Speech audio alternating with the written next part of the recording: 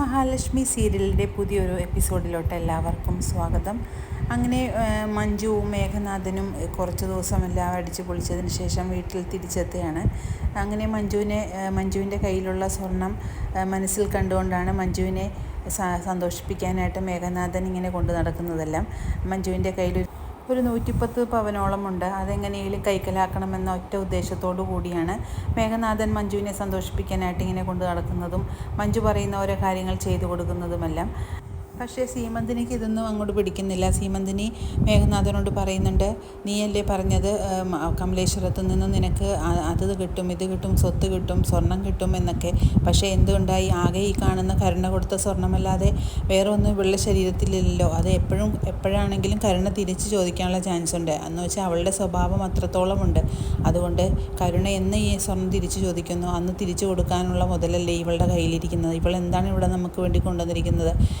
അവിടെ നിന്ന് സ്വത്തും കാര്യങ്ങളും എല്ലാം കിട്ടുമെന്ന് അറിഞ്ഞതുകൊണ്ട് മാത്രമാണ് ഞാൻ ഈ കല്യാണത്തിന് സമ്മതിച്ചതെന്നെല്ലാം മഞ്ജുവിൻ്റെ മുമ്പിൽ വെച്ച് തന്നെ സീമന്തിനി പറയുന്നുണ്ട് മേഘനാഥനോട്. ഇത് കേൾക്കുമ്പോൾ മഞ്ജുവിന് വളരെ ഞെട്ടിപ്പോകുന്നുണ്ട്. ഈ അമ്മായി എന്താണ് ഇങ്ങനെയൊക്കെ സംസാരിക്കുന്നത്? ഇത്രയും ദിവസം കണ്ട അമ്മായിയേ അല്ലല്ലോ എന്നൊക്കെ മഞ്ജു മനസ്സിൽ വിചാരിക്കുന്നുണ്ട്. നിങ്ങളെല്ലാവരും കൂടി ആ കണ്ണൻ്റെ പുറകെയല്ലേ, നീയും നിൻ്റെ അച്ഛനും പ്രതാപനുമല്ല. എന്നിട്ട് എന്തായി? എന്നിട്ട് കണ്ണന് ഒരു പോറൽ പോലും സംഭവിച്ചിട്ടില്ല. ഇപ്പോൾ സംഭവിച്ചത് മുഴുവൻ അവർക്കല്ലേ. അവരതാ ഹോസ്പിറ്റലിൽ കാലൊടിഞ്ഞും കൈയൊടിഞ്ഞുമെല്ലാം കിടക്കുന്നു. ഞാൻ അങ്ങോട്ട് പോയതേ ഇല്ല. എനിക്കവരെ കാണുകയും വേണ്ട. നിന്നോട് ഞാൻ എത്ര പ്രാവശ്യം പറഞ്ഞിട്ടുണ്ട് കണ്ണൻ്റെ പിറകെ ഇങ്ങനെ നടക്കരുതെന്ന്.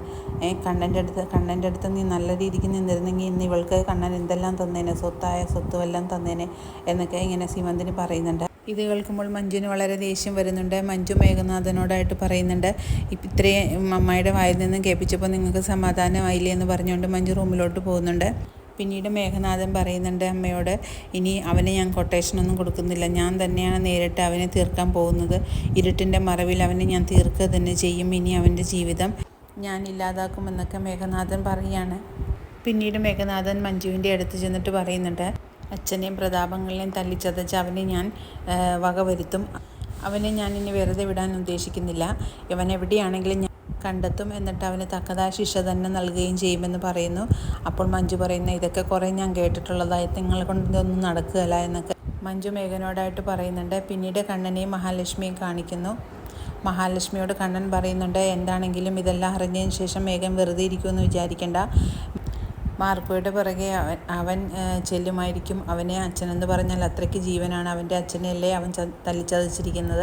അതുകൊണ്ട് നല്ലൊരു ശിക്ഷ കൊടുക്കുമായിരിക്കും മാർക്കോക്ക് എന്ന് മഹാലക്ഷ്മിയോട് കണ്ണൻ പറയുന്നുണ്ട്. ഇപ്പോൾ മഹാലക്ഷ്മി പറയുന്നുണ്ട്, കണ്ണേട്ടനൊന്നും പേടിക്കണ്ട, നമ്മളെ രക്ഷിച്ച ദൈവം തന്നെ മാർക്കോയെയും രക്ഷിക്കും. ഒരു സുരക്ഷാ വലയം അവൻ്റെ മേലും ദൈവം തീർക്കുമെന്നൊക്കെ പറയുന്നുണ്ട് മഹാലക്ഷ്മി. മാർക്കോയുടെ പേരിലൊരു കേസാകുകയാണെങ്കിൽ എന്താണെങ്കിലും കണ്ണേട്ടൻ തന്നെ അത് വാദിക്കുക ചെയ്യണം. കണ്ണേട്ടൻ കോർട്ടിട്ട് വാദിക്കുന്നത് ഞാൻ ഇതുവരെ കണ്ടിട്ടില്ല. അതുകൊണ്ട് എനിക്കത് കാണാൻ ആഗ്രഹമുണ്ടെന്ന് പറയുന്നു. അപ്പോൾ കണ്ണൻ പറയുന്നുണ്ട്, ഞാൻ ഓഫീസിലെ ആവശ്യങ്ങൾക്ക് വേണ്ടി മാത്രമാണ് വക്കീൽ കോട്ട് അണിയുന്നതും അതിനു വേണ്ടി പഠിച്ചതും എന്നെല്ലാം കണ്ണൻ പറയുന്നുണ്ട് മഹാലക്ഷ്മിയോട്. എന്താണെങ്കിലും മാർക്കോയ്ക്ക് ഒന്നും സംഭവിക്കില്ല എന്ന് തന്നെയാണ് മഹാലക്ഷ്മി കണ്ണനോട് പറയുന്നത്. ഇനിയുള്ള ത്രില്ലിംഗ് എപ്പിസോഡിനായിട്ട് നമുക്ക് കാത്തിരിക്കാം.